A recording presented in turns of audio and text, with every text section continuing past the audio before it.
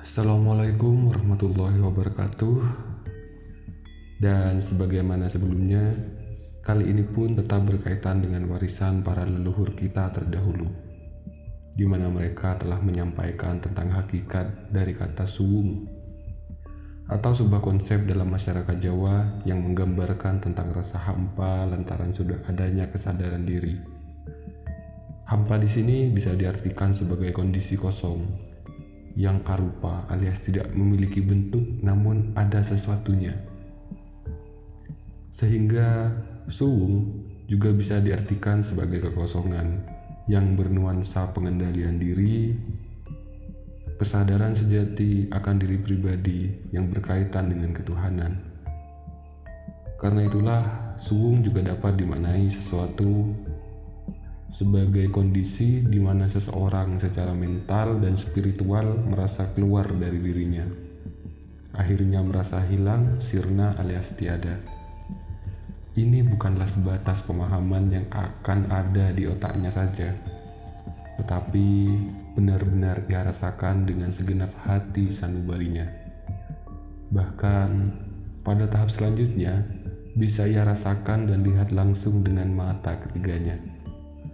Untuk itu, suwung adalah kenyataan mutlak yang tidak bisa lagi dijangkau oleh panca indera.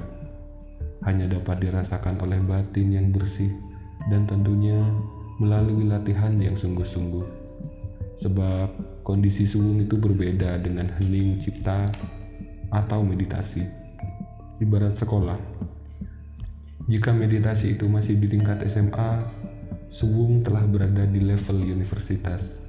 Tingkatannya pun ada beberapa jenis, yaitu S1, S2, dan S3, bahkan doktor dan profesor, jika diibaratkan seperti itu.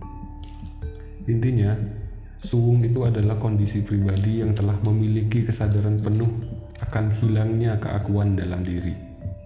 Artinya, ia merasa telah sirna lantaran sudah memahami bahwa dirinya itu memanglah tiada dalam wujud materi, juga dalam wujud non-materi tentunya.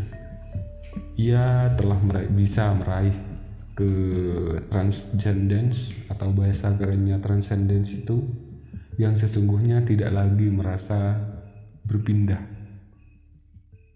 Suwung juga dapat dimaknai sebagai perwujudan dari dualisme yang berubah menjadi bentuk tunggal, kemanunggalan. Artinya, tak ada lagi aku dan kamu, dia dan saya, serta ada dan tiada, karena semua telah melebur dalam kesejatian yang esa. Makanya tak mengherankan jika kondisi suwung ini oleh kalangan sufisme Jawa dianggap sebagai tahapan yang tertinggi, yaitu makrifat.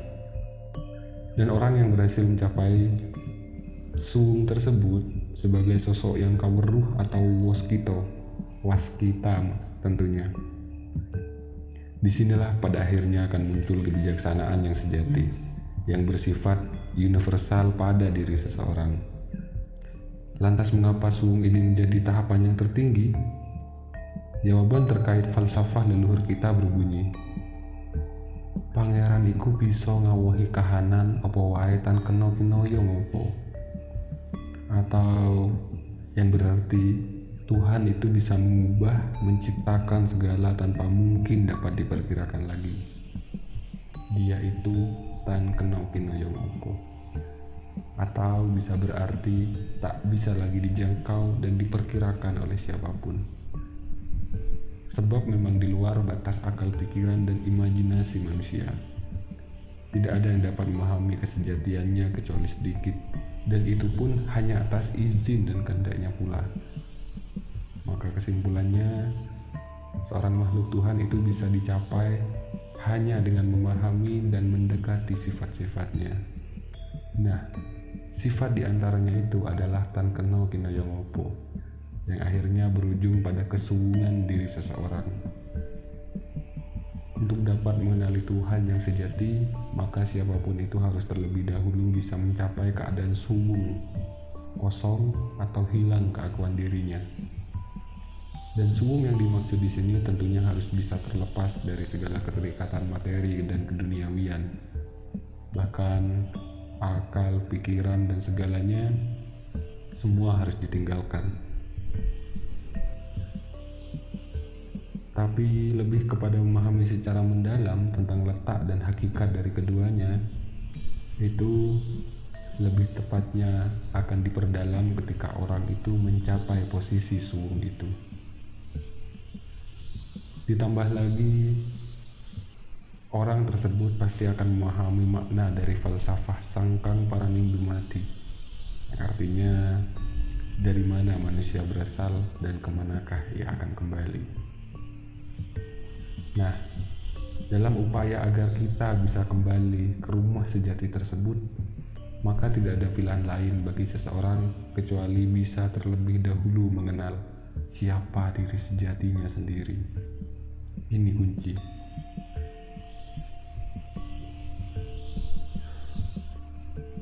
Dan setelah bisa mengenali Tuhannya dengan benar, barulah ia bisa memiliki iman dan takwa yang sejati. Ya, sebagaimana telah banyak disampaikan pada kitab-kitabnya, suwung itu dalam pemahaman yang kami sebut di sini ada dibagi menjadi 5 bagian.